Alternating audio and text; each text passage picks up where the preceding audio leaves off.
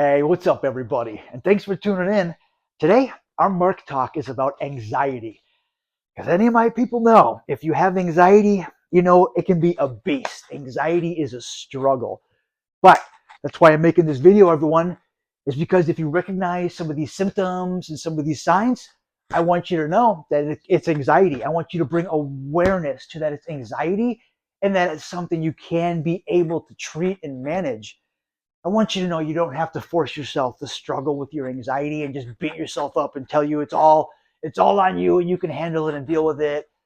Because everyone, anxiety can be a struggle. I really struggled for a while with it. But once I brought my awareness that it was anxiety, I found a treatment plan and I've been living so much better.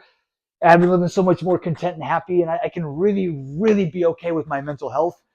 That's why I want you to know the same thing, everyone. Anxiety can be treated. I don't want you to force yourself to struggle with it.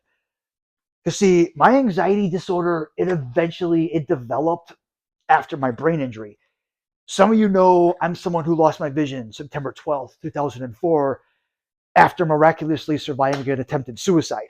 My suicide attempt, it actually took my vision as well as caused a traumatic brain injury. So after this, I developed an anxiety disorder. It was a feeling everywhere I went. Everything I did 24/7 felt off. Something didn't feel right. I was uneasy about things. I felt disconnected from life. And I just felt like something's not right. You know, you feel like you have clear and present danger in front of you, but you can't place what it is. It's just something's not okay. I don't know what it is, but something's not okay. It's just a strong, overwhelming feeling of uneasiness. You're just every step you take, you're like, what's something's not right. But the thing is you can't place what it is. You want to ask yourself all the questions. Because you have that feeling something's not right, you want to know what it is and bring awareness to it, but you can't. You're like, okay, this is where I'm going, this is what I'm doing, what am I forgetting? What's you just want to keep asking yourself all the questions of what could be going wrong and what you're forgetting and what you're missing or why you're feeling that way. But when you're answering those questions, it's still not helping. All it's making you feel is even more lost in your thoughts. You're like, okay, none of this is helping me feel like why I'm feeling this way. What is this? You just feel lost in it. You feel lost in this. Why do I feel uneasy about something right now? And once you bring your awareness to accepting that it's a feeling you have, you can be able to ignore it. You're not going to keep feeding into it. You're not going to keep asking questions. You're not going to be flipping out. You're going to be able to understand this is my anxiety. It's something I have. I feel uneasy about it. It's my brain telling me something's not right, but it's just my anxiety. You can find techniques, everyone. You can bring your awareness and know it's anxiety and know you don't have to control it and then everything, because the more you're trying to control it, the more you can't. The more it feels like it's not in your control and you're still feeling uneasy about something. So everyone, it's one of those things. It's a feeling with where you go. Anxiety and panic are very interchangeable terms. Anxiety is just like a panic when you feel like something's not right, you're not ready, you don't know what it is, and you're just you can't sort it out. But everyone, again, once you become aware that's anxiety, you can be able to just know that you're in control. It's like, okay, this is my anxiety. I'm not asking questions. I'm not doing anything. I know what's causing it, why it's happening. It's my anxiety. I'm just going to deal with it. We can find techniques. Those self-talk, that helps a lot. Talking to yourself and being confident and knowing that it's your anxiety and that you can control it, that helps a lot. Grounding techniques help a lot, everyone. You know, just pick up your phone and do something. Put on one of your favorite songs. Just play with your hands. Do something to help take your concentration away from your anxiety. That is the grounding technique. It helps you be good and in the moment. Those are things that help you be mindful of the moment. You're not wrapped up in your head and asking tons of questions. It's good to be in the moment and try to appreciate where you're at and what you're doing, and don't try to ignore the moment. Because that's what sucks about anxiety sometimes is when you're out having fun with your friends, doing things, enjoying some of your favorite shows, you're almost not enjoying it because you're just wrapped up in your head so much thinking about what's wrong, what you should be doing differently. And anxiety can be a thing. It's all you're doing is talking to yourself and just making sure you're okay and you're comforted with what's happening. You just got to remind yourself it's anxiety and you're in control and you got this and you're comfortable with it. So everyone, bringing awareness to it helped a lot. I also medicate. I medicate myself 3 times a day, breakfast, lunch, and dinner. It's a medication that helps my anxiety stay even keel through the day, and it helps prevent anxiety attacks from happening. which, by the way, everyone, so anxiety, that's something that travels with me 24/7. Everywhere I go, everything I do, I have that overall anxiety going with me. Sometimes I have an anxiety attack. Now, an anxiety attack is very, very unpleasant, and it's just instantaneous. It happens out of nowhere. And basically, when I have an anxiety attack, it's like an anxiety bomb gets dropped on you. Your brain just like, whew, this is too much, too much. It's an overload. And basically, when an anxiety attack happens, it feels like I got lit on fire. I feels like I just burst into flames. And I become really, really, really warm. I turn bright red. I start sweating a lot. And then I can also actually feel my cardio, my heart rate, and my blood pressure is intense. It's like gung gung, gung gung. My cardio gets bad, and my respiratory, it's really shallow, low breaths. Like the breathing is intense, and I feel like I'm going to pass out. I feel like I'm nauseous and going to pass out and need to sit down. And now this happens all of a sudden out of nowhere. It'll just hit you out of nowhere, and it lasts for just a brief second, and it slowly fades away.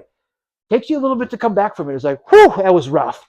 But once you know it's anxiety, like, okay, that was anxiety, that's what it is. I also have something everyone called disassociation. Disassociation is very common for people like myself with very complex post-traumatic stress disorder. Because my trauma is so intense and my anxiety is really high, that's when disassociation happens. Disassociation, it feels like it's an anxiety attack. It just it's the exact same symptoms and everything. It just feels like, bam, split second. And it takes me a little bit to come out of it.